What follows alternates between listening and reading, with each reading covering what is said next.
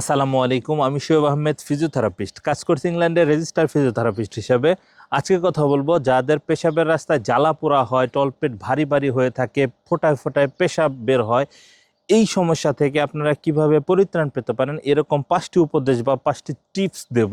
আমরা জানি পেশাবের রাস্তায় জ্বালা পোড়ার একটি উল্লেখযোগ্য কারণ হলো ইউরিনারি ট্র্যাক ইনফেকশন। নলের মধ্যে, এই ট্র্যাকের মধ্যে যখন ব্যাকটেরিয়া তারা খুঁজে কোন জায়গাটা একটা ব্যাকটেরিয়াল জায়গা বা ব্যাকটেরিয়াল পরিবেশ তৈরি করা যায়, এই ব্যাকটেরিয়া যখন একটা পরিবেশ তৈরি করে তখন একটা ইনফেক্টেড এরিয়া হয়ে যায়, অর্থাৎ ইনফেকশনের পরিবেশ তৈরি হয়ে ইনফেকশন হয়ে যায়।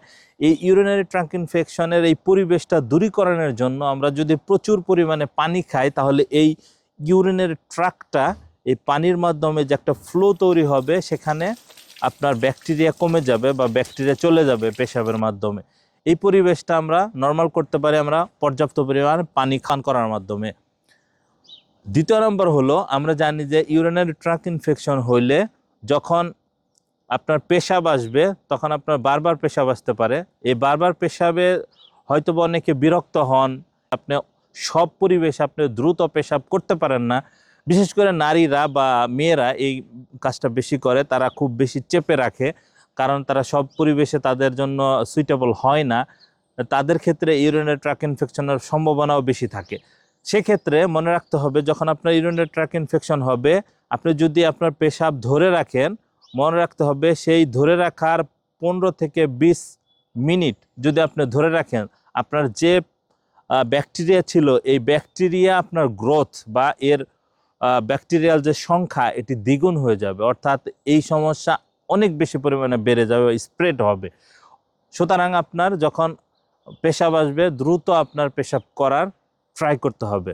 3 নম্বর হলো, আমরা জানি সাইট্রিক যে একটা পরিবেশ, অর্থাৎ ভিটামিন সি যখন আপনারা বেশি পরিমাণে ইনটেক করব, তখন এই ব্যাকটেরিয়া দূরীভূত হবে বা কমে যাবে। ভিটামিন সি আমরা জানি আমাদের বাংলাদেশের পার্সপেক্টিভে খুব বেশি চারিদিকে পাওয়া যায়। আমরা জানি লেবু আমাদের দেশে খুব বেশি কমন বা সস্তা একটা ফল। এর সাথে আছে কমলা, তারপরে অন্যান্য যে কাঁচা পেয়ারা বা যে সবুজ জাতীয় যত শাকসবজি, এর মধ্যেও প্রচুর পরিমাণে ভিটামিন সি থাকে।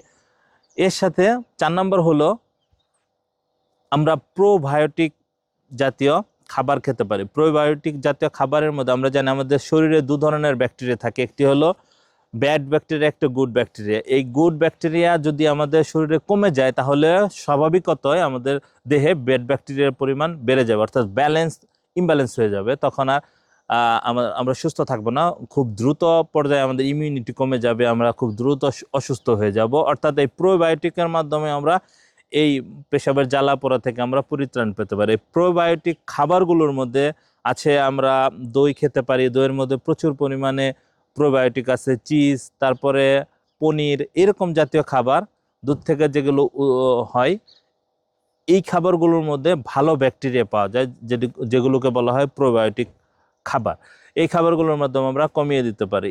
5 নম্বরে যেটি, তা হলো আমরা হাইজিন মেনটেন করব বা পরিষ্কার পরিচ্ছন্ন থাকবো। আমাদের ক্ষেত্রে বিশেষ করে যারা স্বামী স্ত্রী মেলামেশার পরে বা আগে আমরা পেশাব আসলে পেশাব করে নিতে পারি, আমরা পরিষ্কার হয়ে তারপর আমরা মেলামেশা করতে পারি। এক্ষেত্রে যদি স্বামী অথবা স্ত্রী যে কোনো একজন এই ব্যাকটেরিয়া ইনফেক্টেড থাকে, তাহলে আরেকজন খুব দ্রুত উপায়েই খুব দ্রুত সময়ে তারা দুজনেই এর মধ্যে ছড়িয়ে যেতে পারে। সেক্ষেত্রে এই বিষয়টা কেয়ারফুলি দেখব।